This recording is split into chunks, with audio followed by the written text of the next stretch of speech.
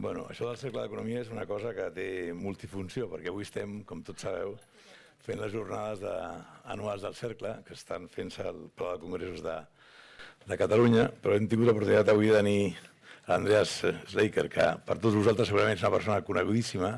Aquest matí no ho era tant, vull dir, perquè el món que hi havia en aquella taula, en aquella sessió, era gent del món de l'empresa, però com dic, el Cercle sempre ha tingut una visió no solament pel món de l'economia, sinó també i molt pel món de l'ensenyament i bàsicament la Fundació. Jo us adreço aquestes paraules, soc president de la Fundació del Cercle d'Economia. El Cercle té la Junta en si mateixa, però la Fundació és, com si diguéssim, la que vetlla perquè les essències del Cercle es mantinguin a la història i formem part de la Fundació només expresidents de la casa. I en aquest cicle m'ha tocat a mi ser el president de la Fundació, vaig ser president del Cercle d'Economia fa ja quasi 30 anys, el 96, o sigui que recordo molt bé els meus moments en aquesta casa. És un plaer tenir-vos iniciar aquesta sessió sobre Escola i Societat del Futur, que hem organitzat conjuntament amb Innovamat. Aquí agraïm una altra vegada, no sé on estàs, aquí, que feia l'anècdota jo, el Cercle fa 2 premis, la Fundació fa dos premis, un pel món de l'economia i un altre pel món de l'ensenyament. Casualment, en aquest cas, es troben les dues perquè l'any passat el premi a l'empresa que tenia propòsit i ambició empresarial va ser Innovamat, i així ens vam conèixer i arrel d'això hem muntat aquesta sessió. Per tant, crec que millor no es pot trobar el que el Cercle teòricament busca en la seva... Bueno, l'Andreas ha fet una presentació aquest matí i li vull agrair que accepti aquesta doble invitació. This double invitation that you accepted today, I just would like to be very grateful to you because it's not very useful that somebody who's speaking in the morning keeps on speaking and then on top of that attends to the media. So thank you very much for your time and disposition to talk to this education community. La sessió de l'Andrés aquest matí, a la trobada anual que organitzem, ha sigut realment molt interessant. Andreas, thank you very much. I have found your contribution this morning so interesting as the business community, the government, executives and faculty community at the Cercle Economia needs to focus on how to contribute to handle the education challenges that we have as a society. The challenges should not be handled by the education community. We need all to get involved and help out the education to be part of the solution for a more balanced and productive world. Ara, com he dit abans, vaig voler, d'acord amb Innovamat, que tornessin a fer aquesta sessió aquí. And I said, therefore, Andreas, many thanks again for accepting this double invitation. We're grateful, very grateful for your effort. He doesn't need presentation because all of you, as I said before, know you, but mainly know you as the founder and coordinator of the PISA tests, which really impacted in this community very much in the past months because our results were not as we probably expected. El projecte PISA de l'OCDE és un projecte de llarg termini. Va néixer fa 24 anys i s'ha consolidat com a referència mundial en quant a l'avaluació de resultats d'aprenentatge de les competències i habilitats que els alumnes han d'assolir i que les escoles i instituts han d'ajudar a que els estudiants es desenvolupin. Today, we would love to hear Andreas in a more personal way this project and mainly how to read the results of the tests that have been taking place in many years in many countries in the past time. El projecte PISA va néixer per avaluar de forma quantitativa diverses competències i habilitats, en definitiva, resultats de l'aprenentatge. Però com crec que el propi Andreas ha explicat durant tots aquests anys, el més important no és el que mesura, sinó de quina manera la interpretació dels resultats i de les proves en diversos països del món i moments del temps permeten impulsar canvis i transformacions en els sistemes educatius per a la seva millora. És un projecte de millora de l'educació, no només d'avaluació per l'avaluació, és d'avaluació pel canvi. Com ens recorda sempre el meu mestre antecessor al càrrec, el professor Dr. Costas, el que es mesura millora, però el que no es mesura empitjora. Així que estic segur que al llarg del temps l'OCDE ha procurat canviar la forma de fer les proves de manera que ens permetin avaluar els resultats de l'aprenentatge en les seves dimensions. I voldria aprofitar, com us he dit abans, aquesta presentació ja per acabar i deixar pas al col·loqui amb l'Andreas per dir-vos que al Cercle d'Economia tenim una visió de l'educació que s'allunya molt d'una visió productivista. Com a institució que reconeix el món de l'empresa, de l'administració i de l'acadèmia, creiem que el sistema educatiu ha de formar part i ha de formar persones lliures, crítiques i versàtils, que siguin capaces d'adaptar-se als canvis tecnològics, demogràfics i climàtics als que estem inexorablement somesos.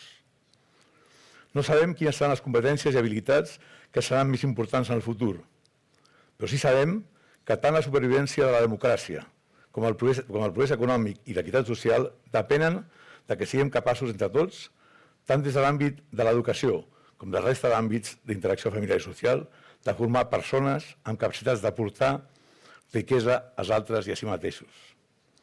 Amb aquest repte de futur us deixo amb aquest interessant col·loqui, tot agraint de nou a Innovamat per la seva col·laboració i als nostres convidats d'avui, l'Andreas, la Verónica, l'Albert i el Joan-Ramon.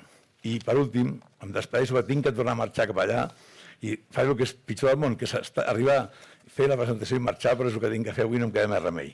Gràcies a tots per estar aquí i us convido al senyor... The floor is yours now. Thank you, Andreas.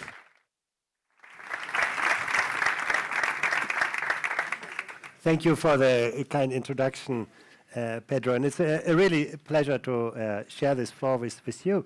And this morning, I got asked so many times, are you worried that, Catalonia is seeing a decline in the PISA scores? And yes, of course, we should be worried. That is, the way education plays out. But personally, what worries me more is that students in Catalonia struggle with the types of tasks that are most important for our future, and that they are good at things that matter less for our economies tomorrow. Catalonia is, the engine of the economy in Spain, and you need to be anticipating where is the economy going, what is society expecting from students. What our data show very clearly is that the kind of things that are easy to teach, maybe easy to test, are precisely the kind of things that have become easy to digitize, to automate. Students in Catalonia are actually good in reproducing what they've learned in school. They actually deliver quite good results on that, but they have a hard time extrapolating from what they know, use their knowledge in unfamiliar settings. And that's what we highlight in the PISA test. That's why you see that challenging result. Some people tell me, well, your PISA test is unfair. You test students with things that we haven't taught them. You can take that line of argument, but if you take it, then, life is very unfair to you because, the test in life is not, do I remember what I learned in school, but can I apply what I learned in school in this novel, new situation? This world no longer rewards us just for what we know. Now, Google knows everything.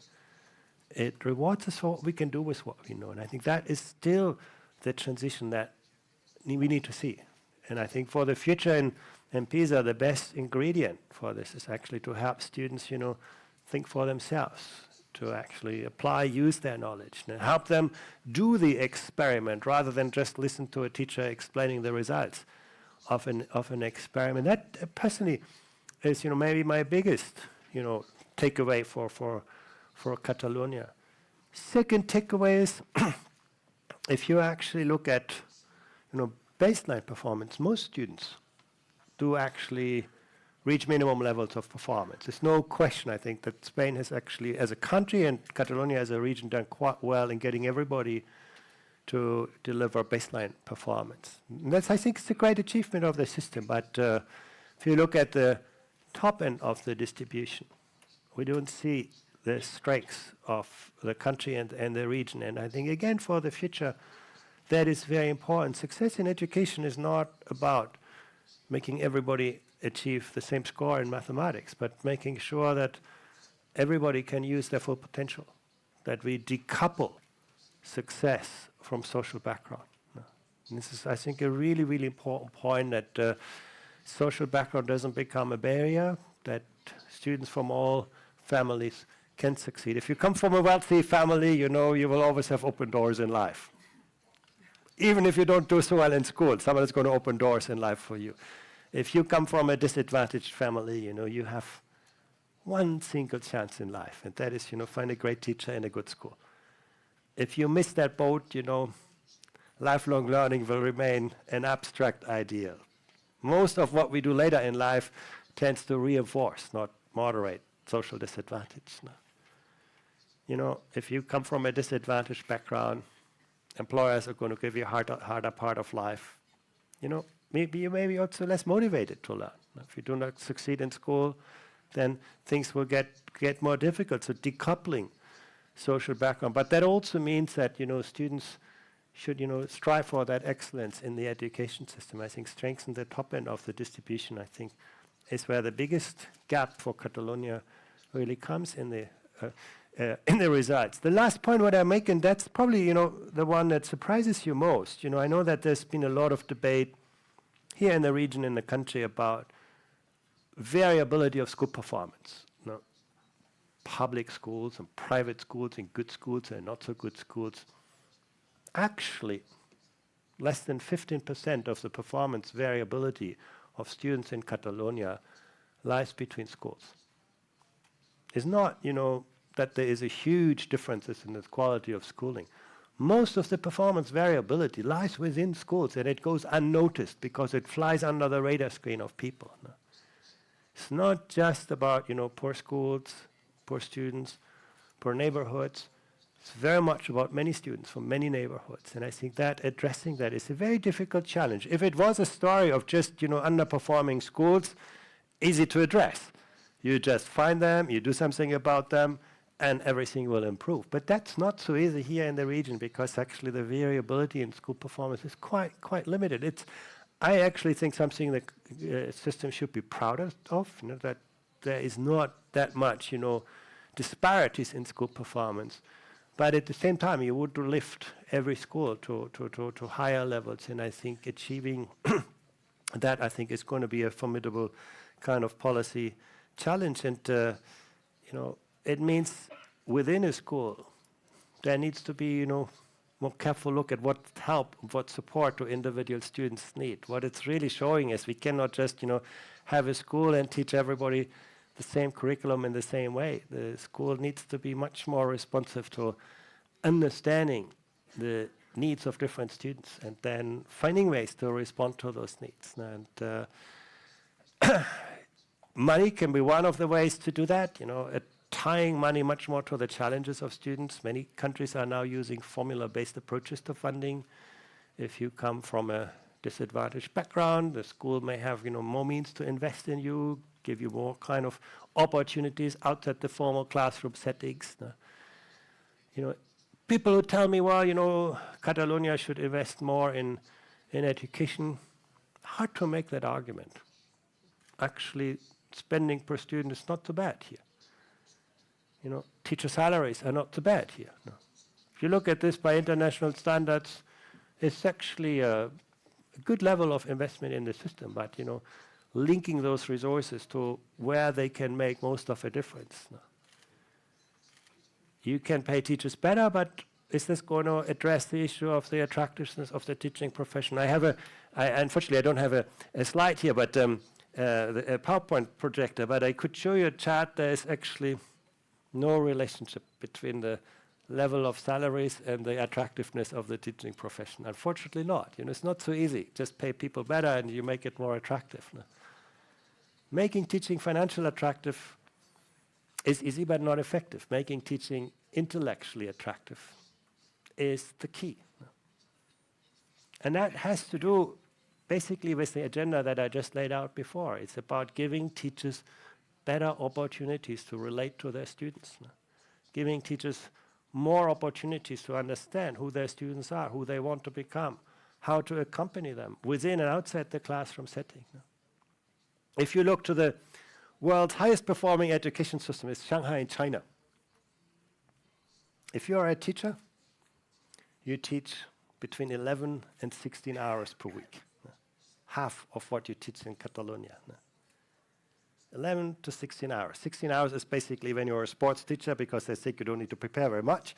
11 is when you're a math and science teacher, where preparation matters a lot. You think, oh, these teachers are really very lucky, but they work 50 hours per week. But they spend so much of their time actually, working with students outside the formal classroom settings, on social projects, on mentoring. They spend a lot of time working with parents. They spend a lot of time with their colleagues. They are not just instructors, they are also great designers of innovative learning environments. Every day they do research and development projects. In fact, you do not make any career in that province without having an impact on the system. Actually the government, if you develop a new project and ideas, a new lesson plan, will give you a little money to actually research that. And then you can publish this on a shared platform. And the more other teachers will use your ideas, criticize your ideas, implement your ideas, are successful with these ideas, the more known you become in the education system, the more respected you become in the education system. And at the end of the school year, your school principal will not only ask you how well did you teach the students in your class, but what difference did you make to the education system? How did you help shape the future of education? How did you help your colleagues become better teachers? Now, that is the image of a teacher. That is what makes teaching so attractive. That's why they get so many young people aspiring to become teachers. Second part is openness of the teaching profession. Often, it's what we call the golden cage. There's one way to become a teacher, and when you get a teacher, you get a good salary, but it's really, really hard to do something else in your life because you have been trained to do that. The more open the teaching profession becomes, the more attractive it will be. Being open to new ideas, being open to people. You come from different works. I know teach for Spain. I mean, those are very, very interesting models, how you actually open up a profession to different ideas, innovators, game changers. Also, sometimes, people get very worried when people leave the teaching profession, but in the world in which we live today, that's also normal. People maybe sometimes in their career want to do something differently. And we should, the more open a profession is, the more attractive it will be for people. The more interesting career opportunities you can have. The more opportunities you have for deep professional collaboration. One thing is really, I mentioned, salaries have not shown to be much impactful on attractiveness of the teaching profession. The one indicator that consistently predicts the attractiveness of the teaching profession is a collaborative culture in the school. The more time teachers spend observing each other's lessons, working with others on the design of lessons, engage in collaborative professional development, that's what drives the attractiveness. The more teachers spend time with students outside formal classroom settings. If you ask people, and we do that in our Thales survey, why did you become a teacher? You look at the results for Spain. I don't have separate results for Catalonia on that. You look at the results for Spain, the number one answer is, I want to make a difference to the lives of young people. It's not, I want to teach one more hour of history. And if you take that possibility away, if education becomes purely transactional, we take away the heart of teaching, and we take away much of the attractiveness of the teaching profession. So I think working on this, making teaching intellectually attractive, giving teachers better tools to work with a high degree of professional autonomy and yet in a collaborative culture is really, I think, something that not easy to do. I cannot name you so many countries that are really, really good at that, but I think that's one of the keys that are important. One country, that is often overlooked in Europe is Portugal. 20 years ago, Portugal had what I call a very sclerotic education system. Very kind of hierarchical, vertical. Everybody was looking upward in the system. Nobody was looking outward in the system. Very prescriptive. When you have prescriptive education systems, you have bureaucratic education systems. Kind of bureaucracy is often, the tool to manage mistrust in a system. So very heavy kind of system. They started with something very simple. They said at one day, okay, let's give every school a small additional budget. Just €1 per student, tiny. But let's have the students decide on how that money is going to be spent. And it changed mindsets. Suddenly the students were no longer passive consumers in the school. They had a little bit of a say. And when they had a little bit of a say, they asked a lot of questions. They went to the school principal, and by the way, you have a lot more money. Why is it spent on this and not on that? And suddenly the teachers got very much engaged in this. That's one of the things, getting, people building that kind of agency and responsibility. They did the same with the teachers. They said, well, you teach your subjects, that's very important, but, if you're a teacher of sports, we don't just want you to teach people to become more athletic. We want you to help students to take more responsibility for themselves, to take more responsibility for others, to develop courage, leadership, those kinds of qualities that actually sport is a great tool with. And suddenly, the mindset of teachers changed. They become much better aware. Some people believe mathematics is the antithesis of creativity. No, actually, mathematics can be the source of creativity, like the arts. But to help teachers understand, what students should be able to do. In Portugal, I think with this new approach to curriculum education, there was, a story of decades of improvement in the education system. Who would have predicted in the year 2000, when they joined the PISA assessment, poor cousin of Europe, that they would, get pretty close to the average, and actually in some areas better than the average. So I think this is something, there are some really interesting lessons. Estonia, very difficult history. If you look at Estonia, Latvia, Lithuania, Poland, they shared a very, very similar history, but they went in a very different path. The Estonians basically overthrew an old system. They said, we want to do things really, really differently. They were very, very successful with this. Other countries in the region went for gradual improvement and had a harder time convincing people. So I think the Estonian path is a very powerful lesson as well that we can look at. But I want to come back to the beginning. One strength of education in Catalonia that is overlooked and that our latest PISA results really highlight is actually the country's doing well on, or the system is doing well on social emotional skills.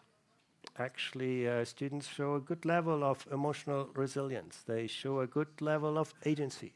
They show actually a good level of the quality of social relationships among the students. And in this world in which we live, we should more intentionally value those outcomes. They should not just be byproducts of a good education. They should be part of the good education. The challenge is not to see them as, two ends of an opposing spectrum. Here's good academic performance. Here are strong social emotional skills, and we try to trade each of them against each other, but to see them more like two sides of the same coin. And I do believe, the enterprise sector can very, very much help with this. Because if you actually do your first job interview, you find out more about your social emotional skills than about your academic skills. Yeah, the grades will matter, but your employer will actually look at, can you express yourself? Can you convince somebody else? Can you work with people who are different from you? Can you actually work autonomously? Those are things that do matter, and that's often where students, particularly from disadvantaged backgrounds, are losing out. But that should not come at the expense of academic outcomes. That should come actually through academic outcomes. And again, I think that's something that we can learn from a system in Europe that is doing very well on this is Denmark. Excels on academic performance, but is also doing even better than Spain on many of those social emotional dimensions. So I think this is I think in these times in which we live, we should not look at those as byproducts, but quite intentional outcomes. Growth mindset. What our data show is that students in Catalonia often believe that success is about the intelligence they were born with. And if you have that belief, why would you study hard? You can't change your intelligence. It's fixed. Students in Estonia, or many high-performing systems, believe, if I try hard, my teacher is going to help me, I'm going to be successful. They see the sky as the limit of their success, and I think that's a really, really important quality to nourish, and it comes very much back to what happens in classrooms. If your teacher tells you, well, today is better than yesterday, you're actually improving, but you need to work harder to address those issues. This is how you develop the growth mindset. If you tell a student, well, you come from a difficult background, we make it a little bit easier for you, we send you in a low-performing school or track, you destroy their growth mindset. Building mindsets is very, very influential, and I can show you there's almost straight correlation between the share of students who have a growth mindset and the academic standards that country perceives. Now, building mindsets, making sure throughout life, what is so important is that we are not only educated well, but we have that aspiration, that ambition, that we can always grow through our ceilings, that we can grow beyond ourselves. And I think that's something where schools can make a real difference. Let me leave you with 3 challenges. One I already mentioned, it's not money, it's not time. Students in Catalonia spend a lot of time in classrooms. Learning time actually is above the average. Productivity.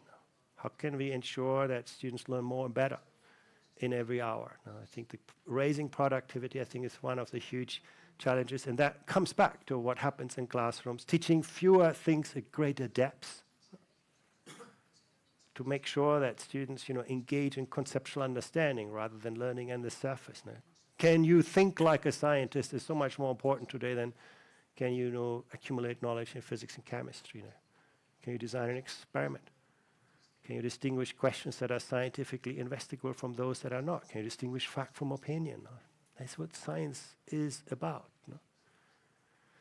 And I said that before, but I've seen too many classrooms also here where we teach science still like religion. We make people believe in some scientific theories, and we give them lots of exercises to practices, and we test whether they remember the answers. Well, that is not what science is about. Science is not about reproducing what we know, but about questioning what we know. So I think the instructional setting, in an instructional setting that raises productivity, I think is very, very important. The other part, and honestly was a surprise to me, is the decline in teacher support that we see. If you look at data for 22 and 2018, you see that a greater share of young people in Catalonia do not see that the teachers understand who they are, who they want to become, support them in their individual needs. And that is a perception. We don't have any way to measure whether this is real, whether teachers are actually supporting students less than they did in the past. But we should take those perceptions serious. Now, if students have that feeling, I'm just in a big machine, but nobody really cares. Let me just give you one number. During the pandemic, Spain did actually really well. Very quickly, it had digital learning materials up. Students had access to material, curriculum resources, Zoom lessons. Actually, you were one of the systems very fast on that. But there are only 13% of students who said, my teacher asked me how I am.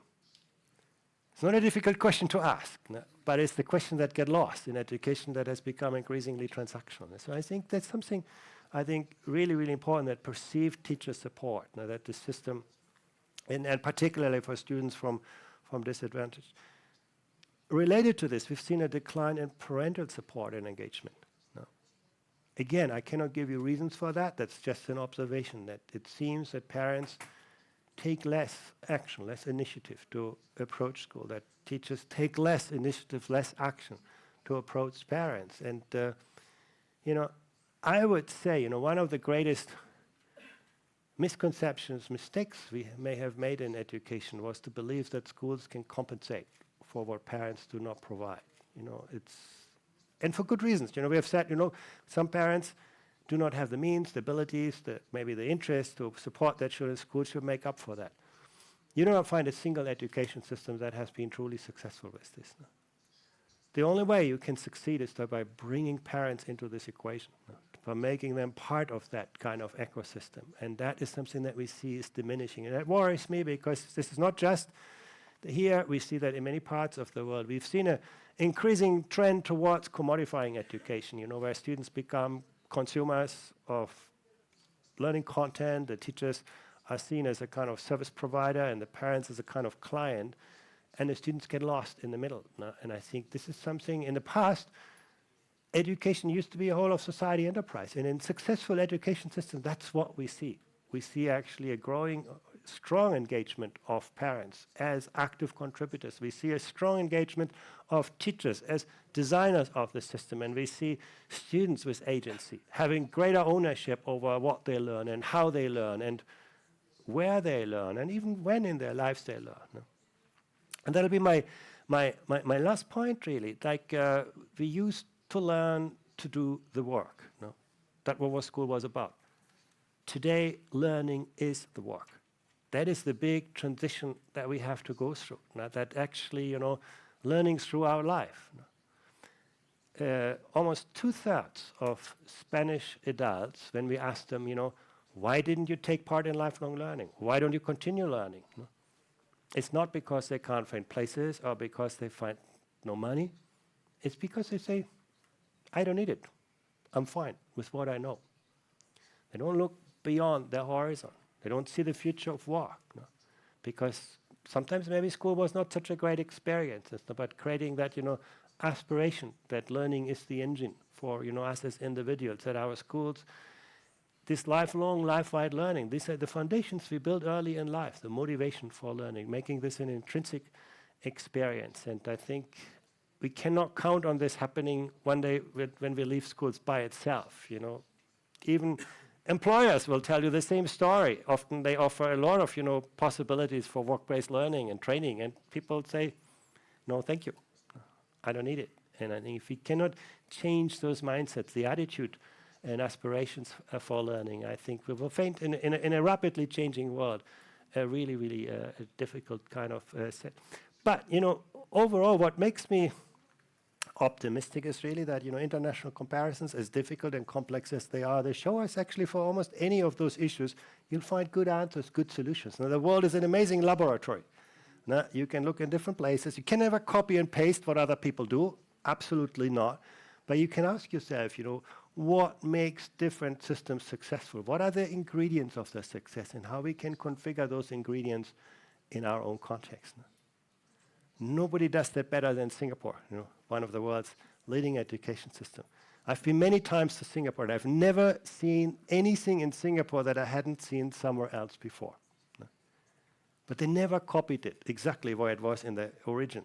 They asked themselves, you know, what made it successful in, you know, Spain? What made it successful in the United States, in Japan? How can we make it work even better in our own cultural, linguistic context? And they did, and that's why they come to the results. And once again, you know, our schools today will be our economy and our society tomorrow, the link between education. And this is not just about, you know, the economy. For me, that's the simplest of the picture, the simplest part. You know, economic inequality, we have many policies to deal with. You know, redistribution, we can take taxes, take money from the rich, give it to the poor. You can actually address economic inequality. When you look at social inequality, when you look at political polarization, when you look at, you know, cultural polarization, that is not something you can deal with money. You know, if people feel they don't have a say in our communities, if people don't feel they can make a difference in the lives of, you know, their societies, that's something that you cannot address simply with economic means. That's the only way we can address this, is by giving people better, you know, tools to collaborate, compete, and connect. And the people who do not have a floor under their feet, you know, a really strong foundation of knowledge and skills, those will be the people who build walls around them. And unfortunately, our societies, our economy make that easier and easier. Today, you know, technology will, you know, put you into that echo chamber of people who think like you, who look like you, walk like you. Is harder for people to engage and do so. And education is the only, really, I think for many of those dimensions, the only tool that we have. Thank you very much.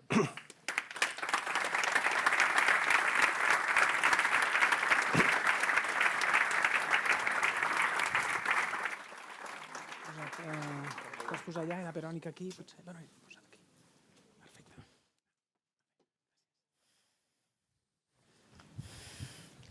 Okay, thank you very much, Andreas. Very inspirational talk, second talk, very inspirational this morning also when addressing to the business community. What we want now is to have an open discussion, so probably when we were organizing with Innovamat this meeting and this talk with you, we were thinking a lot on the results in Catalonia, right? We were very worried about the last assessment in Catalonia, and probably this is going to be in the air for all the assistants today, that you have here many people working in schools and institutes, in high schools and lower schools and primary schools. And you have here, first of all, Verónica, that is in the boarding, directing boarding in a school, in Escola L'Horitzó, and working also with Innovamat, and Albert, that is doing more research and, at the university. Probably Verónica more focused on the language results, and sure, Albert more in the math results. So everybody's looking at the detail of what's going on and a little bit worried. So I think I will first give the floor to both of them that have questions, but I just wanted to raise that it's very nice that you started with this complement, not only focusing on language and math and science and all the tests and assessing that, but also introducing these social emotions, right? The other dimensions, right?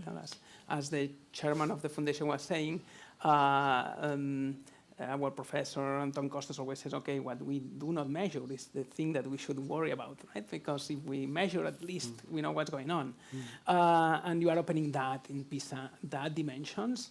And probably you have a lot of questions also about the details of what we are assessing truly with the PISA assessment, that it has been changing across time. And that is something that we want to discuss with you. So first of all, maybe Verónica and then Albert. Perfect. Okay, thank you. First of all, thank you, Innovamat and Cercle d'Economia, for giving us teachers and board members of schools voice, because I'm sure that's not I feel more comfortable in a class than here. But listening to you, Andreas, and thank you for that, also makes me very optimistic and makes me renew my vows as a teacher, because I feel like there's a way of doing things, and that makes me renew my vows, which is a very important thing for teachers, and at the end of a school year, even more. The way we see it is that if we want to change the education in order to make it more aligned to the new challenges our students will face, we have to change a lot of things. One of them maybe is to change the focus from the answer to the question. No?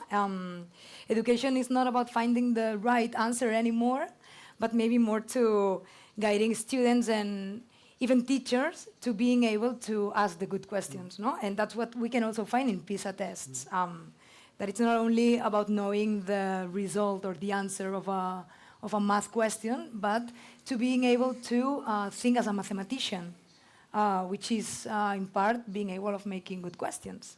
But we've been worried, as Joan-Ramon said also, and we've been planning all day, I'm sure, about the results in Catalonia. And we are worried as schools because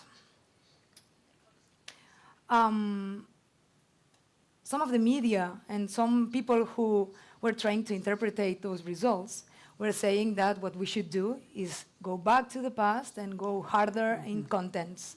And that's very confusing for us and very difficult for us, because even if we are a school like us, that we try to, that we understand that contents and competency are the two sides of the same coin. And even if we try to do, as you said, go deeper and not adding things to our curriculum, sometimes we find it difficult to explain this to our families, and because we feel like we are fighting against Goliath, no? We are like a small David fighting against Goliath. So the question is, sorry for the... The question is, please, can you help us with that? So can you help us to interpret or to find a narrative to interpret those results in order to communicate better with our families and the society, because to fight these people who are saying, oh, we have to go back to the past.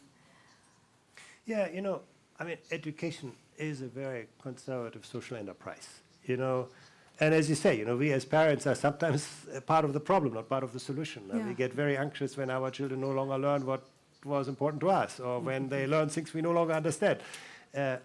I would say even as a teacher, often you teach more like you were taught than how you were taught to teach. Yeah, Same true. thing. And I think as a policymaker, you can lose an election over education when something small goes wrong, but you're not going to win an election over education because it just takes a lot of time to put good ideas into. So the context is really difficult, but how can you make a difference? I actually believe that the business community is very powerful on this. They, if we had a clear articulation in our societies of what we do need for tomorrow's world, how do we educate learners for their future rather than our past, everything would be a lot easier. I think every person in the business community will tell you that, the reproduction of subject matter content no longer matters. We need people who can think for themselves, who can work with others, who can live with the planet. Those are the dimensions that, but these voices often do not get articulated. The education debate is often dominated by the kind of internal forces of education without the kind of world speaking to this. And I think that's very important. These are the people who can really help. The second part is, ask yourself where, well-educated parents send their children. They typically send their children to schools that are actually really good in helping you to think creatively, to solve complex problems, to develop social emotional skills. And that's usually a distinguishing feature of those schools. So I think, what wise parents choose for their children is what, public policy should aim to provide for all children. So I think actually many forces point in that direction. I think, I really believe communication is a big part of that puzzle. And if you need a last argument, I'll give you. The PISA test, I can't tell you, the day then what will happen, but it will happen that PISA will give people access to the internet. Even in 2025, next year, we are going to open up a PISA component where students have access to digital tutors. We want to assess, can you think like a mathematician? Do you have deep conceptual understanding? Can you solve complex mathematical problems?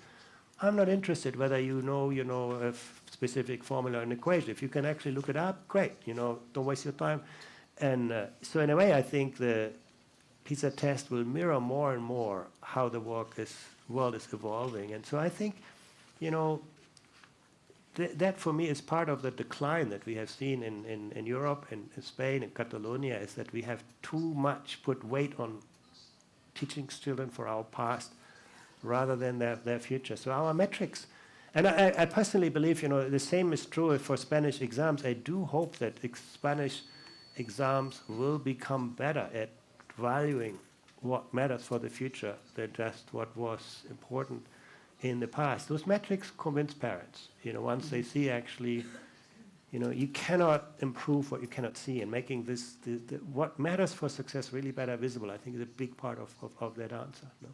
I can tell you, because the countries that have moved successfully on that trajectory have really had a very, very good kind of public discourse on that, with the help of society. Society knows what will need it for tomorrow.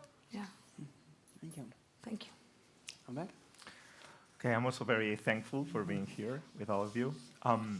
And I wanted to dive a little more into your view. Like, you have a better understanding of the different countries than probably we tend to focus in ourselves and try to make things better for ourselves. And I wanted to ask you about this overview that you probably have from different countries. You were talking about Estonia, Portugal, Singapore in your speech. How much would you say that success comes also from a change in society, right? And linking with what Veronica was asking, right? How much of the success is explained not just by what happens in school, but what happens in society, and how can we help transform that from universities, from schools? Because I think I perceive that societies that see education, for instance, Singapore, probably in a more valued way, the intellectual incentives that you were talking about probably have more success, right? What's your overview on this matter? Yeah, I think there's a lot of truth in that. The most obvious point you can make is that societies, economies that can draw a lot of value from natural resources do very bad on PISA. Oil and PISA do not mix.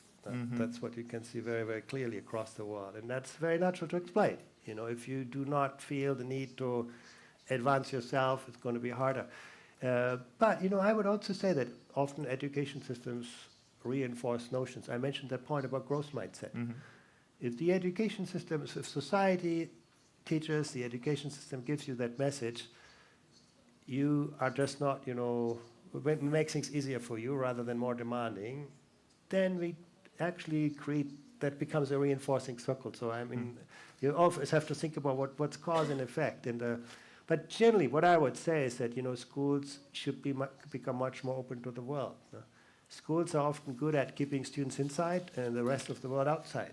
And the more we can actually build effective bridges, the more we can help people understand what the future will need from them, the more we will motivate young people.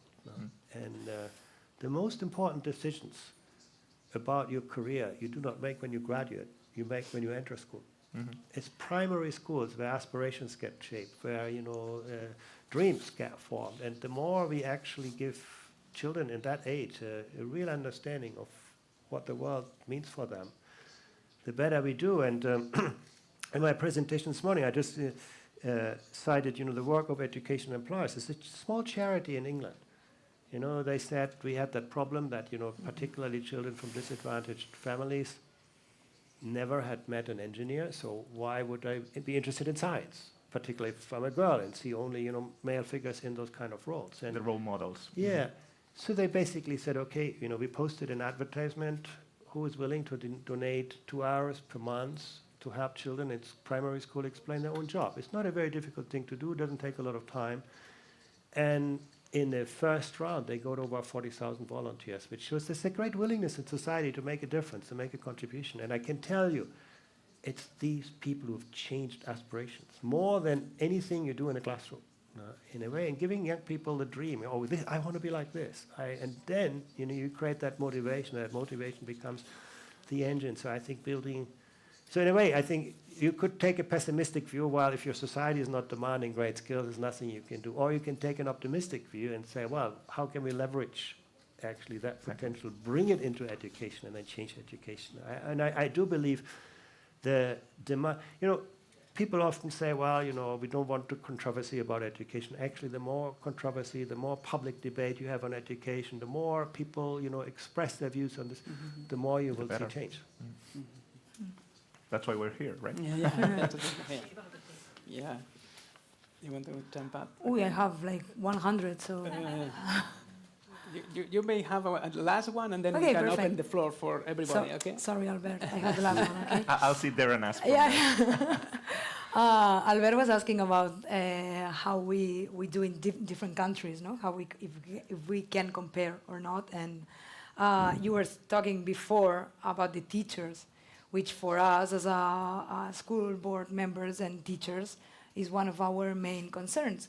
We understand that every country treats their teachers differently, but I was very happy when I heard you saying in another interview that education has a social nature, and that school is a relational and social enterprise, which make us think what we already understood, that AI and technology is not going to substitute the teacher.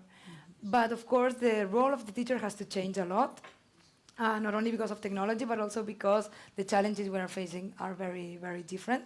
And we surely need another kind of guidance for our students. And I heard you saying also in a very interesting interview that in a late survey you discovered that the most important predictor for curiosity in students is the nature of teacher-student relationship, which amazed me because it puts us in the spot a little bit. So we have to be very, very good at taking care of this very important relationship.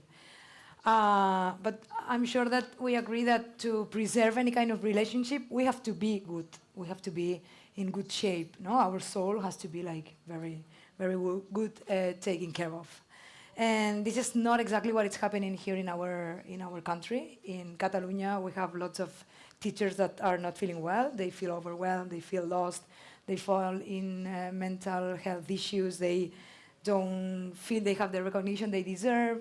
It's not about money, as you said, but they don't feel they are getting the salary they deserve, and they don't have this sense of agency that you were talking about. before.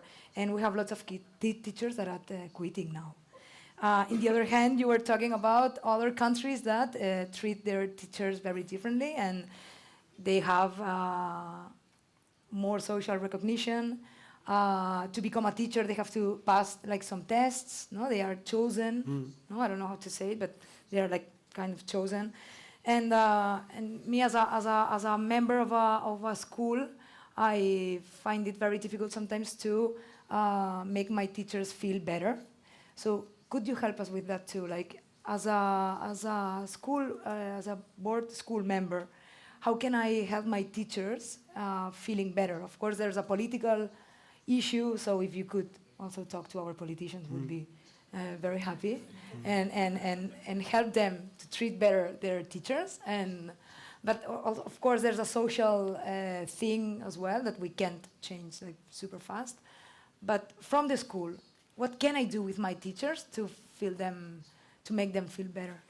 Yeah, and I think this is one of the most challenging aspects, and I totally agree with your premise. If teachers do not feel that sense of agency and well-being, it's very hard to see them relating well to their students. At the same time, I think the idea that you can, make teachers feel well and then things will change in the classroom. I'm not sure. I think, when teachers complain about workload and stress and anxiety and all of that, the source is often not, the amount of work, but work organization. I can give you an example for this. When you look at, and I don't have data for Catalonia, just for Spain as a whole. When you ask yourself, we have measured perceived teacher stress, and we have measured, the contact hours with students, and we see very little of a relationship. Teachers spending time with students doesn't drive anxiety, stress, all of that. When teachers do work that they do not relate to the work of students, general administrative work, all of that, the relationship becomes extremely steep. So I think, one way you can do is, change work organization so that teachers just have more time to work with individual students. And I'll give you something that, probably you will not agree with, but sometimes, teaching a larger class and therefore being free to spend more time on other things than teaching, to work with your colleagues, to spend time with individual students, to take care of students. The more you relate to your students, and this is where this data comes from, the more time you have to relate to your students, the better you will find the disciplinary climate in the classroom. Discipline doesn't come from, rules and regulations. Discipline comes from motivation, from relationships, from trust. The more you can create this, and the more your disciplinary climate is positive, the more you feel well as a teacher. So you have to sometimes look at the other end of that. So creating a work organization where teachers have really time to spend with the students, know who their students are, time for professional collaborative development. Here, you can teach, and then you go home and do your lesson plans and everything in isolation. That's actually a very hostile environment to the well-being of teachers, because you end up with your problems on your own. If you look at education systems where teachers spend more of the day in the school with their colleagues, supporting each other, working with each other, designing new practices with each other, it may sound counterintuitive, but in those education systems, teachers have a higher degree of well-being. They feel better supported. They feel more embedded in the professional networks. The collaborative component is a strong predictor for teacher job satisfaction. So again, I think you can do a lot in a school by changing the way in which we work to actually raise this. The last point I want to make is also really important. While salaries don't explain teacher well-being, it's an attractiveness of the profession. The more opportunities teachers have to build social capital and to store it in a way, keep it, the more attractive the profession. So the more, if your parents only call you when there is a problem, or you call them when their students did a mess, you have a hostile relationship, and it will be painful for both sides. If there is a natural way for you to interact with them, and they participate, and they know what their students are doing, and they trust, the way their students learn, you have a productive working relationship. And often, we keep teachers behind closed walls in the school, and then society is mistrustful. Everybody mistrusts people they do not know. The more society knows the people, they have a role in society, in the communities, they speak to parents. Why are, it's really funny in Spain, early childhood teachers, teachers in kindergarten, are the least paid and the most respected. Teachers in the lycées are the least respected and the best paid. Ask yourself where this comes from. And the answer is, in the early years, the teachers are the partners of the parents. They work on this together. They know their children. And that is something we lose. Education becomes more and more transactional. And we lose that social fabric. So those three elements, I think, are a big part of that answer. And do you think here enters also assessment? Like maybe in kindergarten, in early years, the assessment is not like something you have upon you, like there's a roof that you can't. No, but when you go to high school, like everybody's so intensively and stressed out by assessment that, no, do you think it has a little bit? Yeah, I personally believe that assessment is incredibly important, because you need to have better tools to see where we are. But you're right, if they become an objective in themselves, they become an obstacle to productive learning. I actually, think that, again, this mistake that we have made in education was to divorce learning and assessment. We get students to pile up years and years of learning, and then we push them back on an exam. Tell me everything that you know in 1 hour. That is very unproductive. It has made learning superficial. It makes teaching superficial. I think with technology today, we can completely integrate learning and assessment and give teachers better tools to see how different students learn differently, give students better feedback. I think we can overcome that. So without diminishing, actually improving assessment, we can strengthen the connection with productive learning. Okay. So in Circular Economy, always we open the floor. So let's open the floor for 5 or 7 minutes remaining time, and then Albert, you will have your last opportunity also. I don't want to be unfair. Okay, so Beatriz here. Empieza por educar, right? I think. I'm not sure if this is working. Hola? Yes. Yeah, okay. Thanks so much for your insight. In Empieza por Educar, we believe that the most competent and committed teachers should go to teach to the most complex schools. However, in Catalonia and the rest of Spain, and that's not the case. Schools have few powers to choose the teachers and establish them the teaching staff. So, as per your words, traveling to Portugal is not going to help. So now that you have this like a helicopter view, can you help us to see if there's any tip or anything that, according to your experience, we can do? Thank you. Again, I think career incentives can be very powerful. I give you 2 examples. One example is the state of Ceará in Brazil. What they did there is when you're a high-performing school, they would give you more resources, and you're not allowed to spend the resources in your own school. You're only allowed to spend the resources to support a low-performing school. So they pair these high and low-performing schools. It has been actually incredibly effective. It has, if you give a low-performing school more money, you're not going to achieve much. If you give the low-performing school the expertise of schools and the motivation of schools, you can achieve a lot. You can work on individual careers. Some education systems say to a teacher, if you want to advance in your career, you have to go to one of a school that is particularly tough and show that you can turn it around. Aligning resources with needs. Sweden has done that for some years, where they actually used formula-based funding. And I think we can do better, and we can also make it socially more prestigious to have teachers teaching in difficult schools. In other sectors of our economy, that works very well. If you are a surgeon, you wouldn't want to operate every day the appendix. You would want to do the most complicated brain operation whatsoever. So people are rewarded for treating the most challenging patients. And I think we can do better in education too, to actually make it more visible that actually, we look at the improvement that you achieve as a teacher. And again, when you go to Shanghai in China, how did they, reduce between student variability by over 50% in 6 years? Because it's very simple, actually. They said to teachers, if you go to a disadvantaged school, you double your speed with which you advance in your career. So suddenly those most poor schools became the magnet. Everybody went there. I want to teach there. I want to help those students. And became famous teachers. And because they had great teachers, suddenly those schools became very good.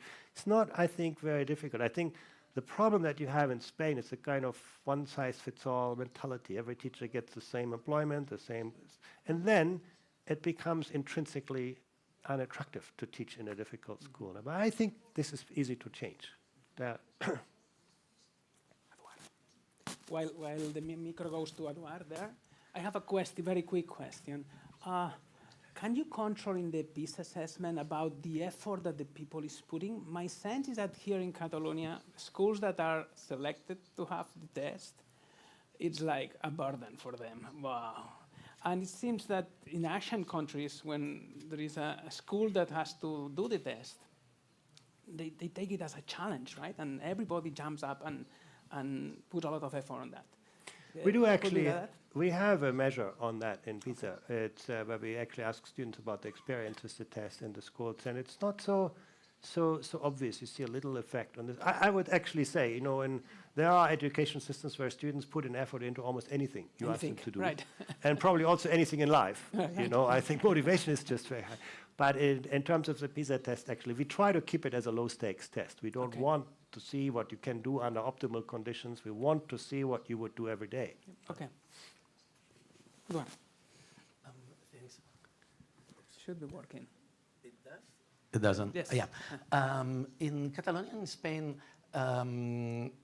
public school teachers are selected as civil servants through memoristic exams, and in a way that schools cannot practically select them. So they are part of a big group, and they are allocated that way. In the last years, precisely for different elements of a preparation, it has been decisions related with not asking for the training qualifications that they needed, particularly in secondary education, to enter, or even to take interim teachers as permanent teachers for the next 30, 40 years, which means that practically for the last 40 years, we haven't had a proper system to guarantee the quality of the teachers. But the data that you always show says that to guarantee quality, the quality of teachers is key for the quality of learning. What are your thoughts on how, in the context that we could lead with this big contradiction of having a system that cannot guarantee the quality of teachers and their professional development, and yet knowing that is the key element for guaranteeing the quality of learning? Yeah, I think you make a very important point. I would highlight two dimensions. One is development of teachers. You know, I would say, you know, rather than selecting teachers just by an academic test, you know, make sure that teachers spend a big part of their initial training in actual schools, you know, to get real experience with real students, learn, you know. Apprenticeship works so well, and the school is a great place where you can actually do that. And many high-performing systems, teachers would spend a lot more time in the school, in the development, and have a much better understanding, is this a job I like, is this where I'm good at? And that's where the selection takes place. You know, in Finland, you know, it's easy to make it into the first year of teacher training in the university. Everybody can go in. In the second year, you spend 80% of your time in school, and that's where they pick 1 out of 9.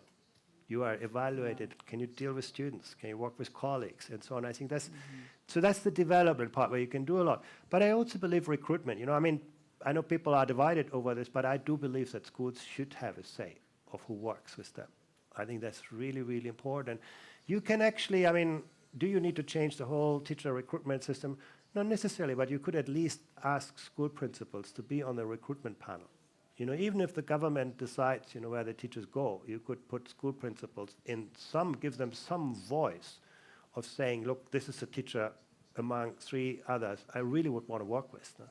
So I think there are many, even within the culture that you have here, that you have, you know, this pool of teachers and so on. I think you could do a lot to give schools more discretion in it's very, you know, I think it's true for any place in the work. If you just, you know, send people to work with, it's very, very hard to build the kind of community that sometimes it's a matter of personal fit. You know, schools have their own ethos. Schools have their own, you know, work culture. And I think you need to give school leaders some role in shaping that. No?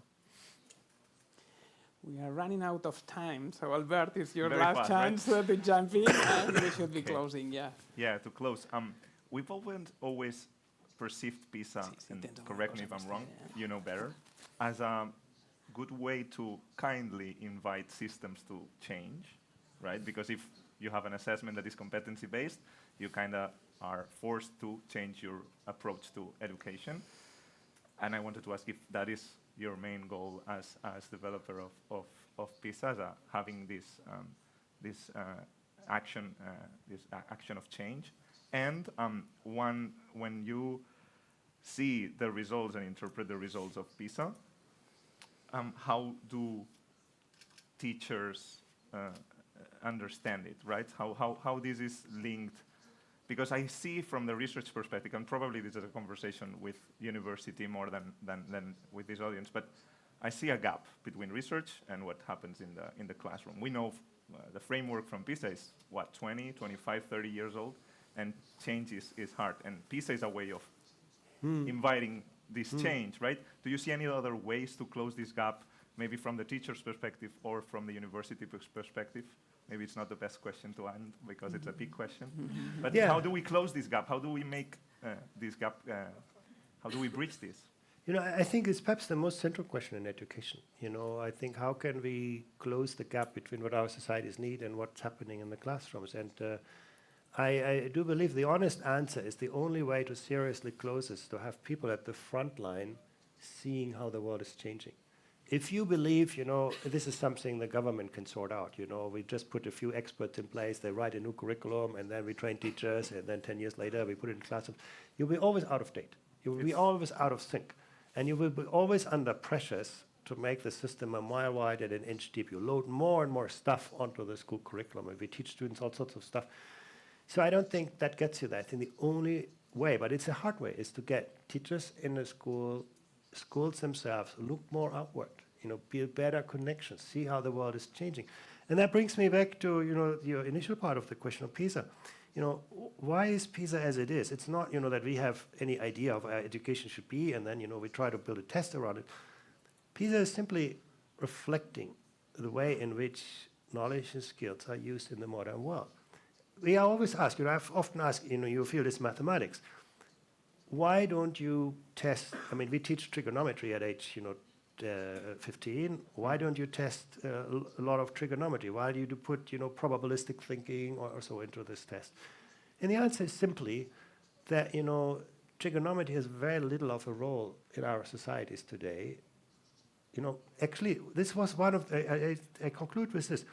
When we started to design the mathematics test in PISA, you know, we looked at the curricula of countries. This was our starting point. And we saw, you know, trigonometry had this big part in the teaching of 15-year-olds. So we went first to ask the mathematicians, is trigonometry the foundation of mathematics or one of the key kind of paradigms? And the mathematician said, no, it's just one specific application. You know, it could have lots of them. Then we went out to ask the engineers and said, you need a lot of people who know that. And they said, not really, you know, it's all done by computers today. Why do we teach trigonometry? Because 300-400 years ago, that's what people used to measure the size of the fields and the structure of the houses. And we kept it in the curricula because if you take something out, you know, you'll always have someone who protests. Oh, absolutely. Someone will always tell you, teaching Latin is the most important way to teach logical thinking, and you keep it and you keep trigonometry. And we never get rid of anything. And but with PISA, we take a fresh look. We basically ask ourselves, you know, in today's world, you know, if you can't think in terms of probabilities, you're never going to understand the phenomena around it. So we built this test around this. It's not an idea that we have. It's simply a clear, you know, scientific monitoring of the evolution of the demand of skills. And then we built this test around, and that creates a kind of dissonance with curricula. I recognize this now. But we believe that dissonance is quite healthy, you know. It's an agent of change. It's in, you know, you can see how what you teach is, and that was the big differentiator. Before, you know, the PISA, I worked on the TIMSS, which actually went the other way. They said basically we look at the common denominator of national curricula, we test what everybody is taught. You don't have that problem.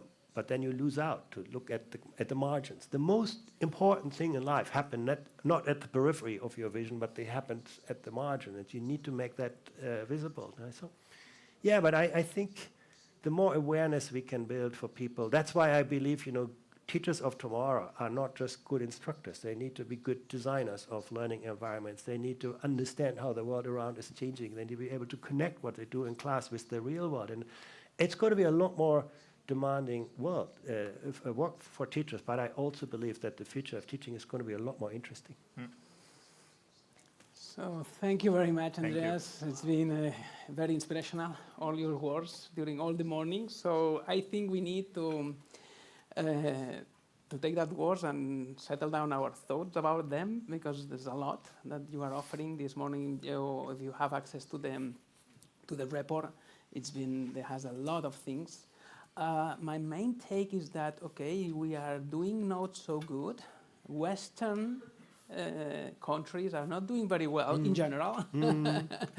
Asian economies, Asian countries are doing better, and they are working hard on that and improving. But we are not doing so bad in social emotions.